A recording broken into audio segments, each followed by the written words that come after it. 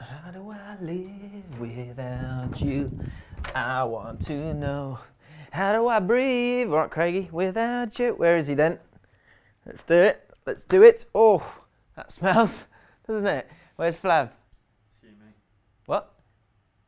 No. You know what he does in that? I'm not, mate, I'll fight you for it. No, look, let's do it. Let's fight. I'm ready. I'm good to go. I'm not, mate, there's no chance of me doing it. Still damp. Italian politician Antonio Razzi has come up with a plan to stop the pending nuclear war between North Korea and the USA. Result, what he's going to do, very simple, genius idea. Simple as this. He's going to take Dybala from Juventus and make him a part of a national party inside a football stadium. Doddle. He reckons that 200,000 people will turn up, and because Kim Jong-il loves sports, it might prevent him from being so hostile. At best, it's a distraction, like for a bit. And why would Dybala want to do it anyway? What has he got to gain from it? I mean, apart from saving the world. But like, it can't all be on him. It feels like a lot of pressure on Dybala here. I mean, just getting him to visit a stadium and do some keepy-ups, it's not going to convince Kim Jong-un that America isn't trying to destroy his country. Political, straight off the bat, not bad, is it? This might not be the worst idea. Look, I know it's nuclear war and it's quite a serious thing, but if you are looking to get someone over to get people to calm down, Crouchy. And they love him over there, right? One, he's ginormous, so even if they don't like football, you should get a picture with him because he's a freak. Secondly, people love him. He's a very tactile, lovely man. Rio Ferdinand has teamed up with Betfair to try and become a professional boxer as he attempts to go from a defender to a contender. Oh, I get it now.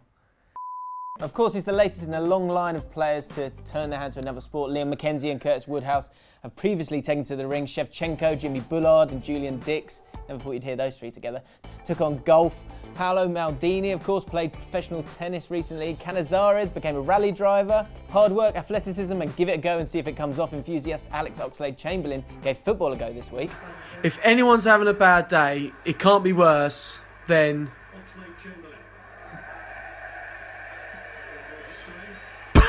And of course, Lee Sharp, who became a professional lady slayer.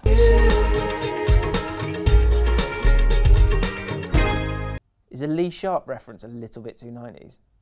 Let me know in the comments below if they only had the chat and the looks to back them up in a nightclub, who from your team would be the best at slaying the ladies? Juan Mata was up to his Megan best against Burton Albion in their 5-1 Milk Cup victory this week. It doesn't get any easier for Burton Albion as they face the crushing force that is Queen's Park Rangers this weekend. Come on, you Rs. But back to Juan Mata's nutmeg, which was good, but more importantly, it gives us an excuse to show this, one of the dirtiest nutmegs in history. Do you know what you should have said? Juan Mata. That's brilliant. Let's go. Back to Juan Mata's nutmeg, which was good, but more importantly, it gives us an excuse to show one of the dirtiest nutmegs in history.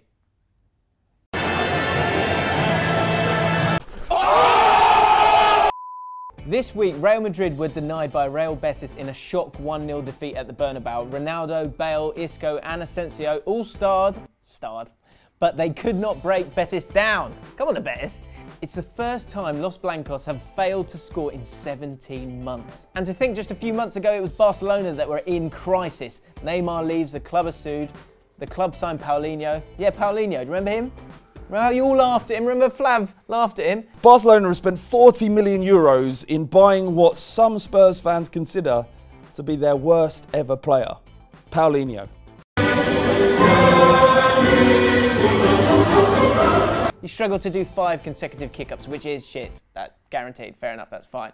Well, now he's got 2 goals in his first 4 league games. He's like the Rocky of Brazilian football. Just because you're Brazilian doesn't mean you can't just play simple football. That's what's wrong with modern football. What's wrong with the Ray Wilkins, the Gavin Peacocks, the 2 guys of this world? Enough with the flip-flapping and the step-overs just to placate the kids, just to keep yourself cool. It's pathetic, and it's something this channel and I wouldn't stand for. No chance, that's not me. Silly little nutmeg, that's not me. Unnecessary take-ons, that's not me. 5-yard balls, keep it ticking all day long, get rid. Unless in a dangerous area.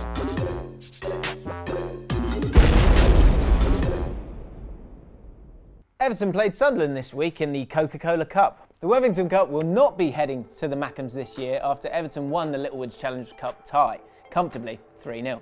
Everton take on Chelsea in the next round of the Rumbelows Cup.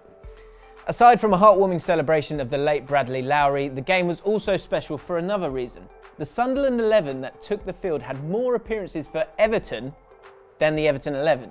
Darren Gibson, Jack Rodwell and James Vaughan gave Sunderland the edge with 238 appearances for Everton in comparison to Everton's 233. It would have been a total whitewash though if Brian Oviedo had been in the team instead of on the bench for Sunderland.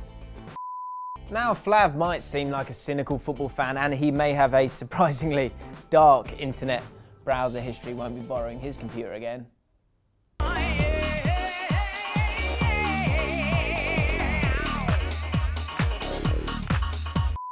But deep down, we know he's a big softie, which is why he likes to end this bit of the show of Talking Balls with something that makes football fans all over feel a little bit better about their situation. And I was looking around and I saw a man in football who made me think it could be worse. At least I'm not Roy Hodgson. Roy Hodgson has had a managerial career spanning 16 different teams in 8 countries. The guy has been employed time and again for 42 years. He's a Croydon lad and is dreaming of a fairy tale ending to his long managerial career. A career that has made fans of Halmstad, Copenhagen, Fulham, Malmo and Switzerland believe that better times are possible. But that's not the world Roy is allowed to live in.